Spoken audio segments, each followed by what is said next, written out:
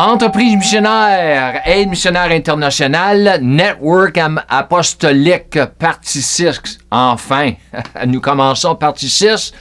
Leadership du Nouveau Testament, série d'enseignements et doctrine, d'endoctrinement. OK, alors moi, je suis Dr. Pierre-Georges Roussel du Canada.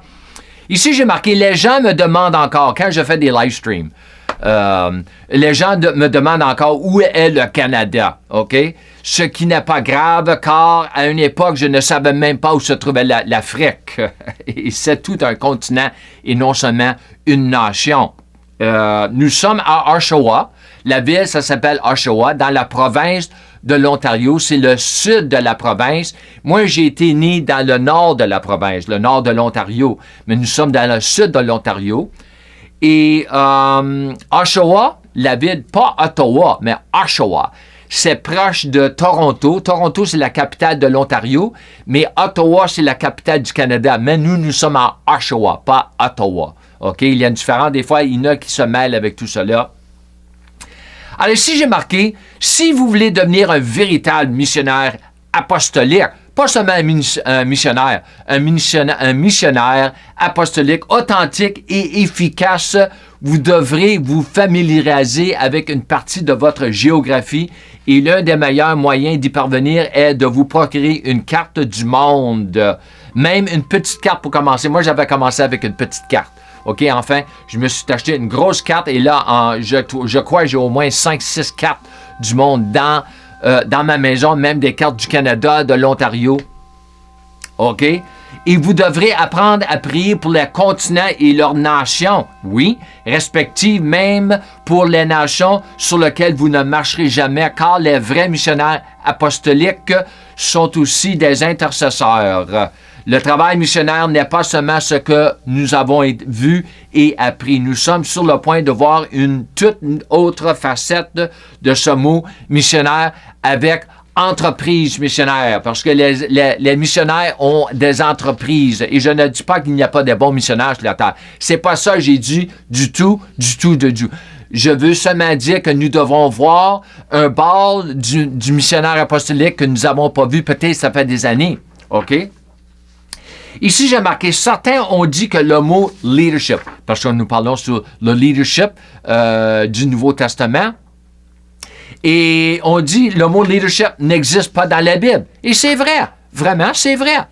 En particulier dans le Nouveau Testament, il y a une part de vérité à cela, mais le mot diriger, leadership c'est vraiment anglais, mais le mot leadership ça se dit en français aussi, mais le mot diriger ou guider, qui sont synonymes, sont partis dans la Bible, sont partout dans la Bible. Le mot lead, même en anglais, lead ou dirige, lead, se retrouve directement dans le mot leadership. Dans le mot leadership, nous avons le mot lead, leader, un leader, et dans le mot leadership. C'est le mot filiation, comme c'est le mot filiation qui n'est pas dans la Bible, mais le mot fils l'est. Nous avons le mot fils partout, mais le mot filiation, sonship, nous ne l'avons pas dans le Nouveau Testament, mais le concept de filiation est partout dans le Nouveau Testament.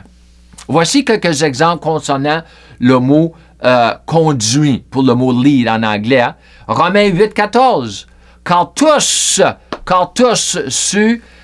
tous ceux qui sont conduits par l'Esprit de Dieu sont fils de Dieu.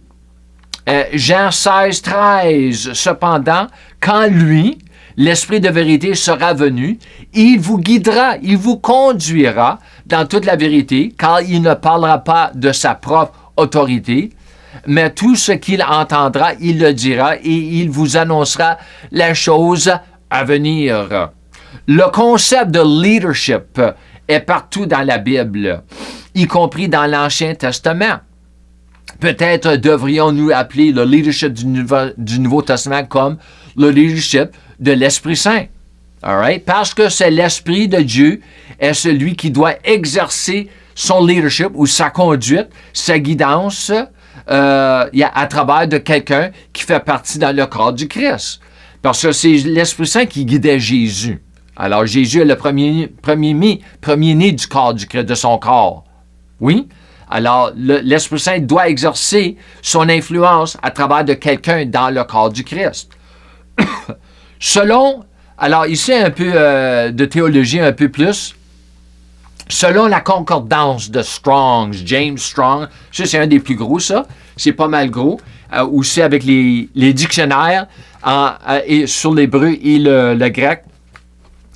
Selon la concordance de Strong's, pour le mot juste mener, dans le Nouveau Testament, basé sur la KJV, King James, nous avons 9 grecs différents, mots différents, traduits par mener en anglais. 9 pour un mot anglais. Selon la concordance de Strong's, pour le mot leaders, dans le Nouveau Testament, nous avons un mot grec, qui est Strong's numéro 3595. Selon la concordance de Strong's, pour le mot leadeth, dans le Nouveau Testament, basé sur la KJV, nous avons 6 mots grecs différents traduits par leadeth en anglais.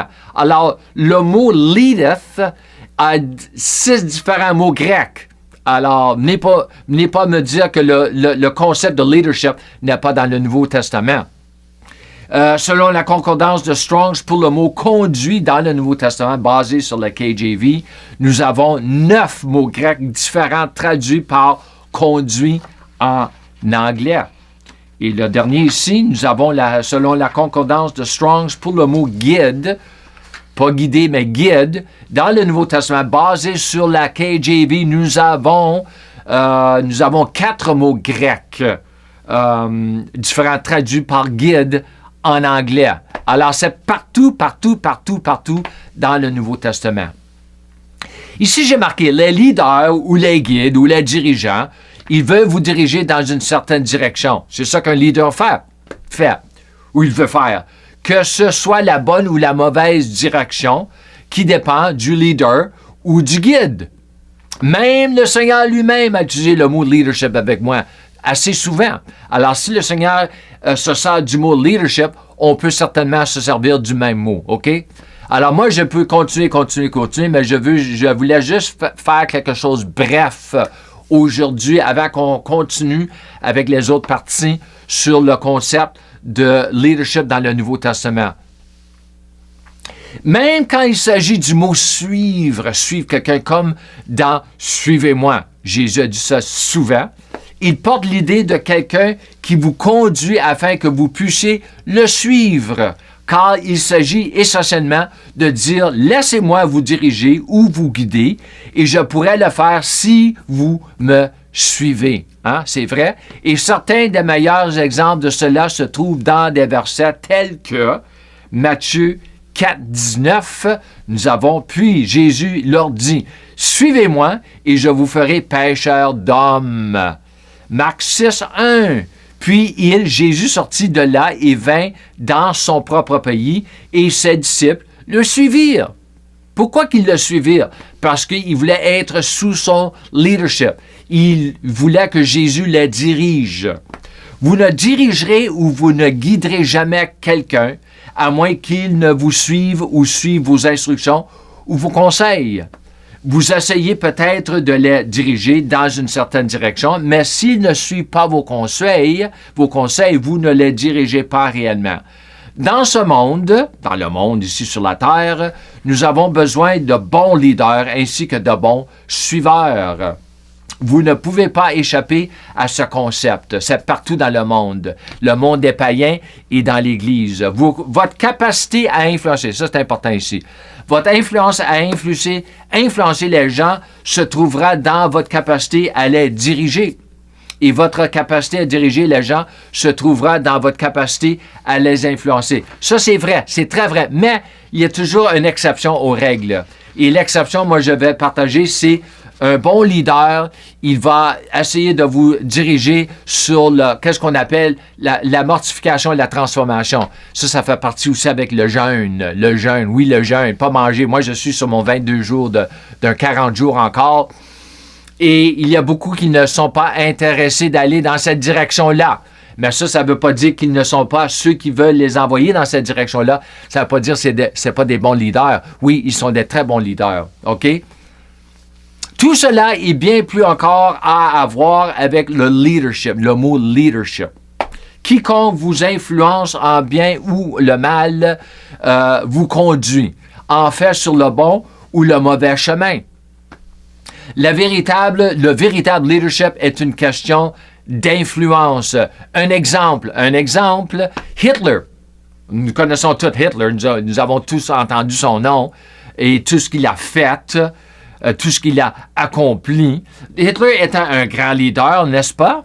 Il aurait dû. Hein? Il devrait l'être pour que tant de personnes suivent sa vision diabolique.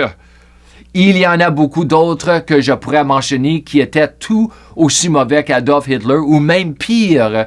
Et nous en avons même aujourd'hui qui sont tous tout ainsi mauvais. Et la raison pour laquelle ils sont capables d'accomplir leur programme est à cause de leur capacité à persuader certaines personnes de leurs ordres du jour. Ce n'est pas nouveau. Il n'y a rien de nouveau dans tout cela. All right?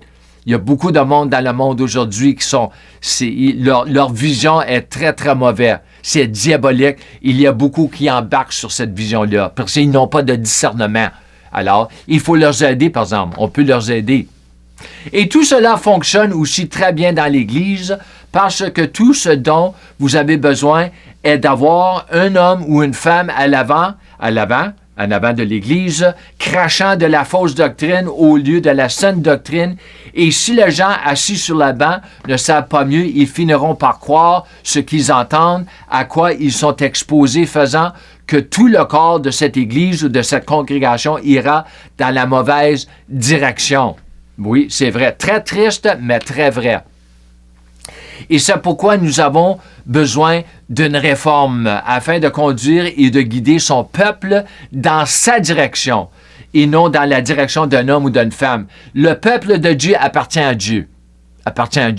Alors, un homme ou une femme qui sont guidés par l'Esprit Saint, ils vont guider le peuple de Dieu dans la bonne direction. Et ceux qui ne sont pas guidés par l'Esprit Saint, ils vont guider le peuple de Dieu dans la mauvaise direction. Ça, c'est la vérité. Ça fait des années, ça fait des siècles que ça arrive, cela.